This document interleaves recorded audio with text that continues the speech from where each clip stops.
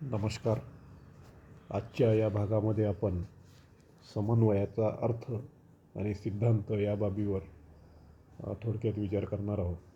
विद्यार्थी मित्र हो, कुठल्याही व्यवसायाचा उद्देश साध्य करता यावा यासाठी व्यवसाय संघटनेत अनेक विभाग निर्माण केलेले असतात आणि प्रत्येक विभाग यामध्ये अनेक अधिकारी व कर्मचारी कार्य करीत असतात आणि प्रत्येकाच्या कार्याचं स्वरूपसुद्धा वेगवेगळं असतं. व्यवसायाचा उद्देश जो एक असतो, ठरवलेला असतो, तो साध्य करता यावा म्हणून प्रत्येक व्यवसायाच्या प्रत्येक विभागाचे व कर्मचाऱ्याचे कार्य एकाच दिशेनं चालणे, सर्वांच्या कार्याचा उद्देश एकच असणे, त्यांच्या कार्यात एकसूत्रता असणे आवश्यक असते.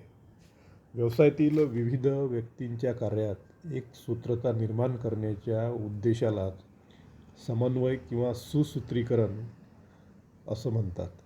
समन्वयामुळे संपूर्ण व्यवसायातील कार्यात एकसूत्रीपणा निर्माण होतो व व्यवसायाची कार्य व्यवस्थितपणे व योग्य दिशेने होऊ शकतात.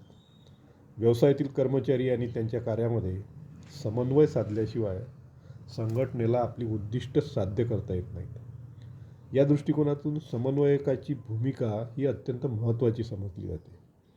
व्यवसायातील व्यवस्थापकीय कार्याचे यश, कामगाराच्या मनोधैर्यातील वाढ आणि व्यवसाय संघटनेचे यशस्वी संचलन करण्याच्या दृष्टीने समन्वयाचे महत्त्व अनन्यसाधारण आहे. समन्वय हे व्यवस्थापनाचं एक महत्त्वाचं कार्य मानलं जातं.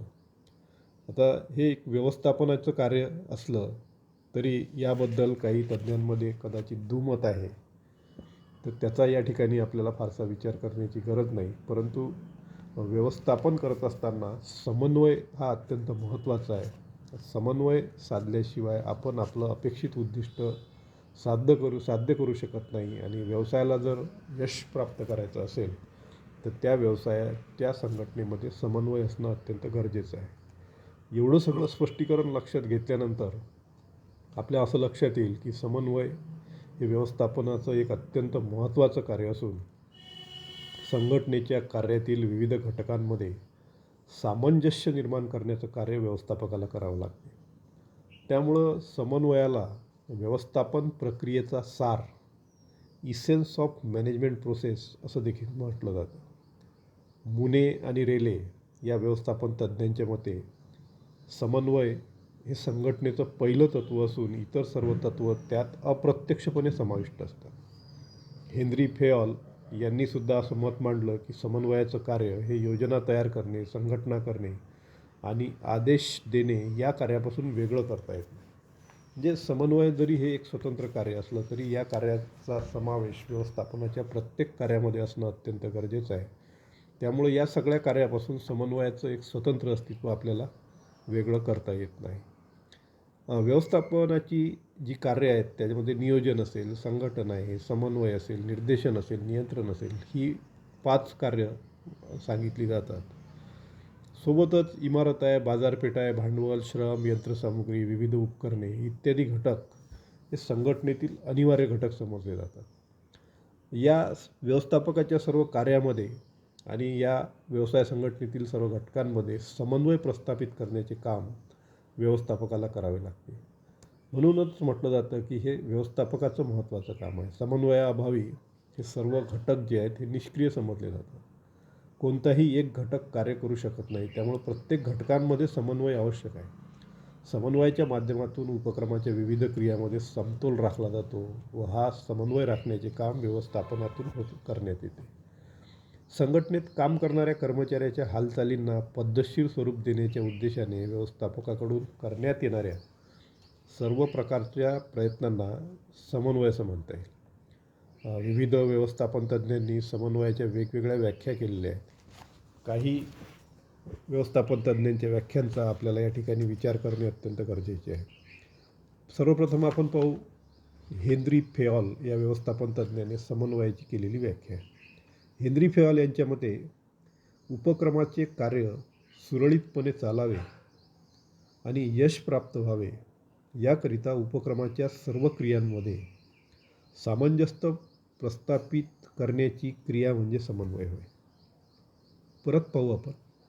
हेनरी फेयॉल यांच्या मते उपक्रमाचं कार्य सुरळीतपणे चालावं आणि यश प्राप्त व्हावे याकरिता उपक्रमाच्या सर्व क्रियांमध्ये सामंजस्य प्रस्थापित करण्याची क्रिया म्हणजे समन्वय होय.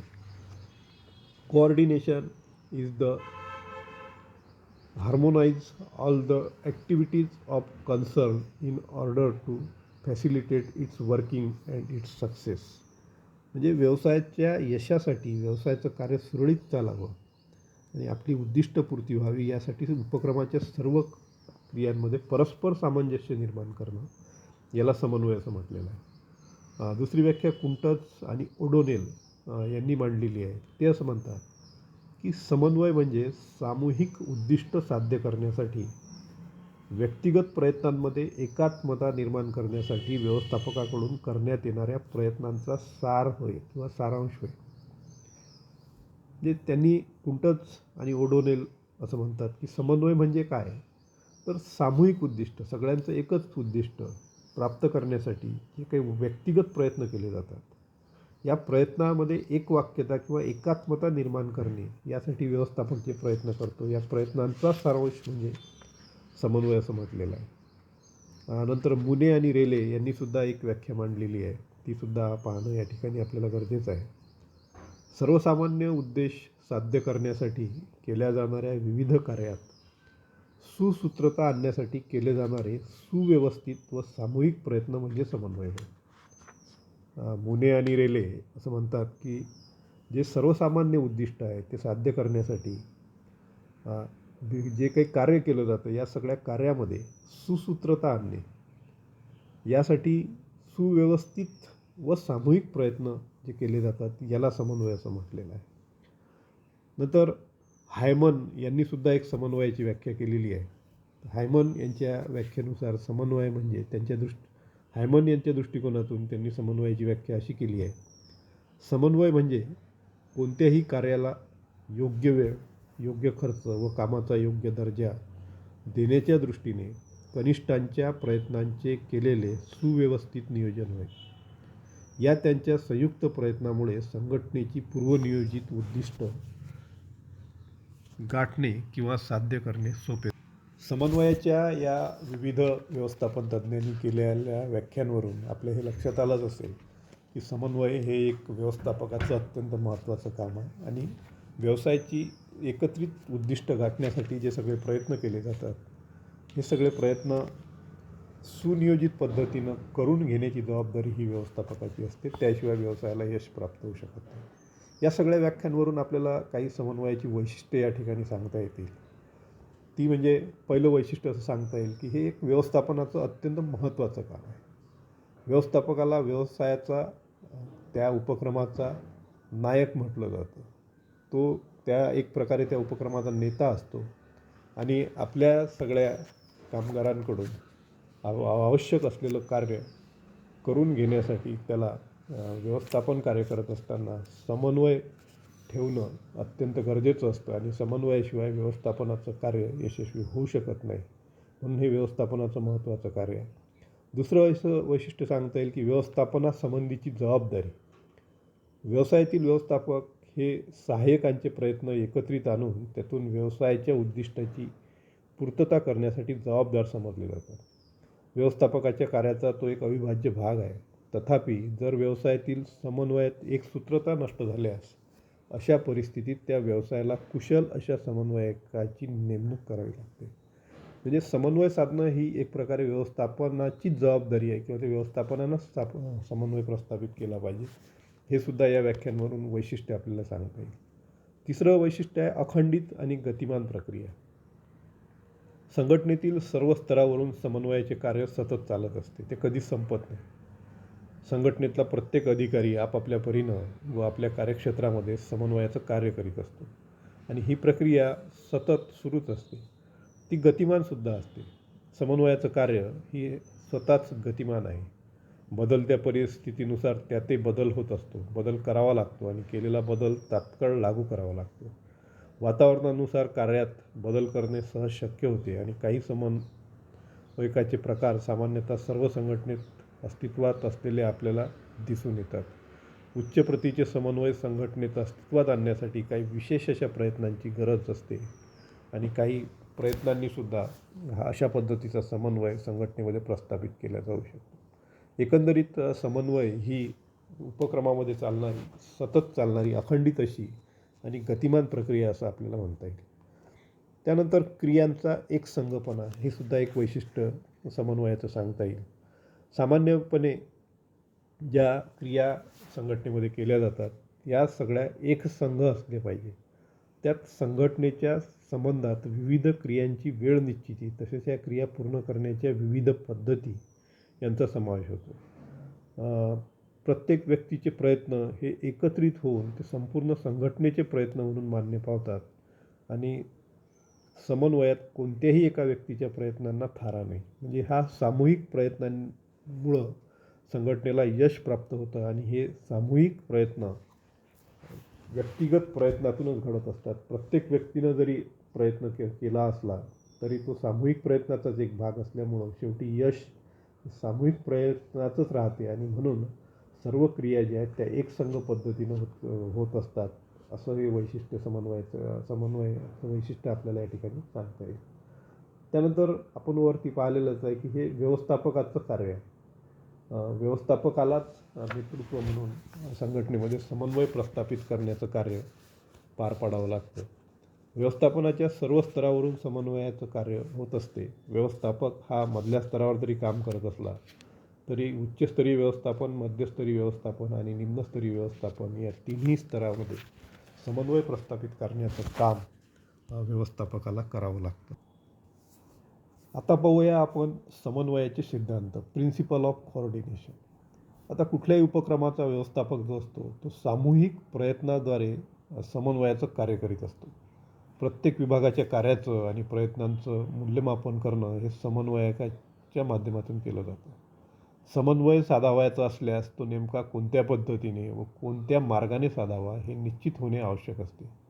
व्यवस्थापकानं हे कार्य कशा रीतीनं करावं की ज्यामुळे ते परिणामकारक होईल ही बाब एक विचाराधीन आहे. काही व्यवस्थापन तज्ज्ञांनी समन्वयाचे कार्य कसे करण्यात यावे याबाबतीत आपले विचार स्पष्ट केले आहेत. विशेषतः मेरी पार्कर फॉलेट या व्यवस्थापन तज्ज्ञाचं योगदान यामध्ये खूप मोलाचं आहे.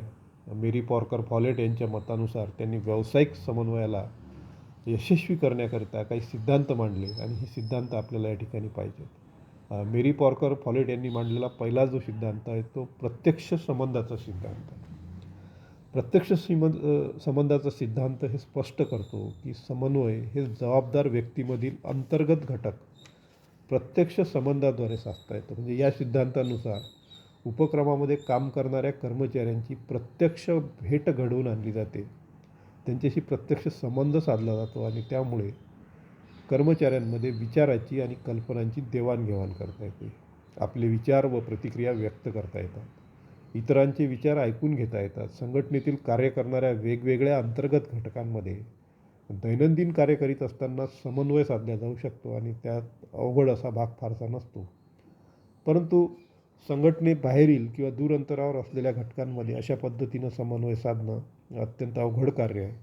अशा वेळेस भौगोलिक अडचणीसुद्धा या कामाच्या मध्ये येत असतात. आजकाल संदेशवहनाच्या जलद साधनांचा उपयोग करूनसुद्धा अशा पद्धतीच्या भौगोलिक अडचणीवर मात करून संघटनेपासून दूर असणाऱ्या कर्मचाऱ्यांमध्ये सुद्धा समन्वय प्रस्थापित करण्याचं कार्य केलं जातं. एक प्रकारे प्रत्यक्ष संबंध, परस्पर संबंधातून समन्वय साधण्याचा हा सिद्धांत मेरी पार्कर फॉलेट यांनी मांडलेला आहे आणि तो अत्यंत प्रभावी आहे असा त्यांचा दावा केलेला आहे. दुसरा सिद्धांत जो मांडलेला आहे तो प्रारंभिक अवस्थेतील समन्वयाचा सिद्धांत. प्रारंभिक अवस्थेतील समन्वयाचा सिद्धांत आपल्याला असं सांगतो की व्यवस्थापनामध्ये कुठलेही कार्य करत असताना, विशेषतः प्रारंभिक कार्य करत असताना नियोजन आणि निर्णयाच्या प्रारंभिक व्यवस्थेमध्ये समन्वय प्रस्थापित केला जाऊ शकतो. सुरुवातीच्या काळामध्ये जर समन्वय प्रस्थापित करणे शक्य झाले नाही तर मग पुढे काम करताना अनेक अडचणी उभ्या राहू शकतात. उदाहरणार्थ एखाद्या विभागाने दुसऱ्या संबंधित विभागाशी विचारविनिमय न करता जर धोरण ठरवलं तर त्याची अंमलबजावणी करताना समन्वय साधणे फार कठीण जाते. त्यामुळं नियोजन आणि निर्णयाच्या प्रारंभिक म्हणजे प्राथमिक अवस्थेमध्ये जर समन्वय प्रस्थापित केला उदाहरणार्थ ज्या वेळेस आपल्याला उत्पादन व्यवस्थापक एखादी वस्तू उत्पादित करण्याची योजना आखतो किंवा नवीन उत्पादन करण्याचं नियोजन करतो, त्यावेळी जर त्याने आपल्याशी संबंधित असलेले खरेदी विभाग, वित्त विभाग, यंत्र विभाग, विक्री विभाग, भांडार विभाग यांच्याशी जर सल्लामसलत केली आणि मग जर निर्णय घेतला, तर त्यामुळं या सर्व विभागांशी एक प्रकारे सुसंवाद होईल आणि सुसंवादातून समन्वय प्रस्थापित होईल आणि मग नवीन उपक्रम किंवा नवीन योजना हाती घेत असताना सर्वांना सोबत घेऊन कार्य केल्याने, समन्वय प्रस्थापित केल्याने ती योजना यशस्वी होण्याचे किंवा व्यवसायाला यश मिळण्याची संधी ही मोठ्या प्रमाणात असते. मेरी पॉर्कर फॉलेट यांच्या मतेसुद्धा प्रत्येक व्यवस्थेमध्ये समन्वयाचे कार्य करण्याची नितांत आवश्यकता असली तरीही अगदी प्रारंभिक अवस्थेपासूनच व्यवस्थापकाने जर समन्वय साधण्यासाठी प्रयत्न करायला हवेत असं त्यांनी सांगितलेलं आहे. त्यामुळं जी काही प्रारंभिक कार्य करायची असतात ती ठरवत असताना किंवा करत असताना त्या कार्याशी संबंधित सर्व विभागांशी संवाद होऊन समन्वय प्रस्थापित केला गेल्यास ते कार्य यशस्वीपणे पार पडते, हे मात्र निश्चित. पुढचा सिद्धांत जो मेरी पॉर्कर फॉलेट यांनी मांडला तो आहे सातत्याचा सिद्धांत. सातत्याचा सिद्धांत असा सांगतो की समन्वय ही सतत चालणारी प्रक्रिया आहे. एकदा संघटना अस्तित्वात आली आणि वेगवेगळ्या विभागाचे कार्य निश्चित करून दिले, तर विभागाच्या जबाबदाऱ्या जरी निश्चित करून दिल्या, पण त्यांच्यामध्ये नेहमीकरिता समन्वय प्रस्थापित झाला पाहिजे. प्रत्येक वेळेस विविध विभागांना निर्देश देण्याची गरज हा समज चुकीचा आहे. व्यवस्थापकाने आपल्या सहकार्याच्या कार्यामध्ये समन्वय प्रस्थापित करण्यासाठी एकदा प्रयत्न केल्यानंतर पुन्हा तसे प्रयत्न करावे लागण्याची गरज नाही. सर्व कार्य सुरळीत राहतील हा गैरसमज आहे. विविध परिस्थितीत झालेल्या बदलांचा परिणाम उपक्रमाच्या कार्यावर होत असतो आणि बदलत्या परिस्थितीनुसार नियोजन करून, धोरण निश्चित करून उद्देश पूर्ण करण्यासाठी पुन्हा नव्याने सर्व विभागांना निर्देश देण्याची गरज भासते. त्यामुळं एकदा समन्वय करून व्यवस्थापकाला नामनिराळं होता येत नाही. सर्व विभागामध्ये समन्वयाची प्रक्रिया किंवा समन्वय हा सतत राहावा, कायम राहावा यासाठी व्यवस्थापकाला नेहमी प्रयत्न करावे लागतात. विभागातील परिस्थितीमध्ये होत असलेला बदल, विभागातील कर्मचाऱ्यामध्ये होत असलेला बदल, अधिकारामध्ये होत असलेला बदल, धोरणांमध्ये होत असलेला बदल, या सगळ्या बदलाचा परिणाम या समन्वयाच्या सातत्यामध्ये खंड पाडू शकतो. म्हणून सतत गतिशील पद्धतीनं समन्वय प्रस्थापित करण्याचं काम व्यवस्थापकाला करावं लागतं. चौथा आहे तो गतिशीलतेचा सिद्धांत. म्हणजे ज्याप्रमाणे आपण आताच सातत्याचा विचार केला की सतत समन्वय प्रस्थापित करणं आवश्यक आहे, तसं ती गतिशील प्रक्रियासुद्धा म्हटली जाते. कारण की हा सिद्धांत असं सांगतो की उपक्रमाच्या कार्यात व कार्यपद्धतीत तसेच व्यक्तीच्या परस्पर संबंधात परिवर्तन झाल्यास समन्वयाच्या तंत्रामध्ये परिवर्तन घडवून आणणे आवश्यक आहे. म्हणजे जेव्हा जेव्हा परिस्थिती बदलेल तेव्हा तेव्हा तात्काळ अत्यंत वेगवान पद्धतीनं समन्वय प्रस्थापित करण्याचं काम झालं पाहिजे. त्याच्याकडे जर आपण कानाडोळा केला किंवा दुर्लक्ष केलं तर त्याचे गंभीर दुष्परिणाम उपक्रमाला भोगावे लागू शकतात. म्हणून अत्यंत गतिशील पद्धतीनं समन्वय साधला गेला पाहिजे असं मेरी पॉर्कर फॉलेट यांनी या सिद्धांतामध्ये सुचवलेलं आहे. व्यक्ती व समूह यामधील परस्पर संबंधामध्ये जसजसे बदल घडून येतील त्यानुसार व्यवस्थापकाने समन्वय साधण्यासाठी उपयुक्त साधनांमध्ये आवश्यक तसे बदल करायला पाहिजेत आणि बदलत्या परिस्थितीनुसार व्यवस्थापकाने सुद्धा वेगवेगळी साधने व वेगवेगळ्या पद्धतीचा अवलंब करून समन्वयाचे कार्य केले पाहिजे असं हा गतिशीलतेचा सिद्धांत सांगतो. आणि शेवटचा जो सिद्धांत आहे तो आहे पारस्परिक संबंधाचा सिद्धांत. कुठलाही उपक्रम हा एका व्यक्तीच्या किंवा दुसऱ्या व्यक्तीच्या किंवा व्यक्तिसमूहाच्या कार्याचा प्रभाव त्या उपक्रमावर पडत असतो. जे एखाद्या व्यक्तींच्या परस्पर संबंधातून किंवा एका ठिकाणी काम केल्यामध्ये व्यक्तींमध्ये एक प्रकारचे अनौपचारिक गट तयार होत असतात आणि या अनौपचारिक गटांचा प्रभाव त्या उपक्रमाच्या कार्यावर पडत असतो. अशावेळी अनौपचारिक गटामधून निर्माण झालेला समन्वयाचा आढावा घेणं हे व्यवस्थापकाचं कार्य असतं. कारण की बऱ्याचदा अशा अनौपचारिक घटकाच्या प्रभावामुळे सुद्धा उपक्रमामध्ये कार्यावर विपरीत परिणाम होऊ शकतो. बऱ्याचदा यांचा अशा अनौपचारिक गटांचा उपक्रमाच्या चांगल्या कामासाठी सुद्धा उपयोग करून घेण्याचं कौशल्य व्यवस्थापकामध्ये असते आणि या सगळ्यांमध्ये समन्वय प्रस्थापित करून व्यवसायाचं जे काही निर्धारित उद्दिष्ट असेल, उपक्रमाचं जे काही निर्धारित धोरण असेल, त्याप्रमाणे कार्य व्यवस्थापकाला करून आणता येऊ शकते. अशा पद्धतीनं पारस्परिक संबंध प्रस्थापित करून, सुसंवाद साधून, प्रत्यक्ष संपर्क साधून या प्रकारचं वातावरण संघटनेमध्ये जर निर्माण होत असेल तर त्यामध्ये समन्वय प्रस्थापित करण्याची जबाबदारी ही व्यवस्थापकाची असते. शेवटचा सिद्धांत लवचिकतेचा सिद्धांत. लवचिकतेचा सिद्धांत असं सांगतो की समन्वयाची प्रक्रिया ही लवचिक असावी. व्यवसायाच्या अंतर्गत आणि बाह्य वातावरणातील बदलानुसार समन्वयाच्या प्रक्रियेमध्ये सहज अनुकूल असे बदल करता आले पाहिजेत. ती ताठर नसावी, ती अलौकिक नसावी. त्यात गरजेनुसार व आवश्यकतेनुसार हवे ते बदल करता आले पाहिजे, असं सुद्धा मेरी पार्कर फॉलेट यांनी या ठिकाणी सुचवलेलं आहे. मित्रहो, आज आपण या भागामध्ये समन्वयाचा अर्थ व व्याख्या याचा विचार केला. समन्वयाची वैशिष्ट्ये कुठली आहेत ती पाहिली आणि समन्वयाचे वेगवेगळे सिद्धांत कोणते आहेत याचासुद्धा आपण या ठिकाणी विचार केला आहे. धन्यवाद.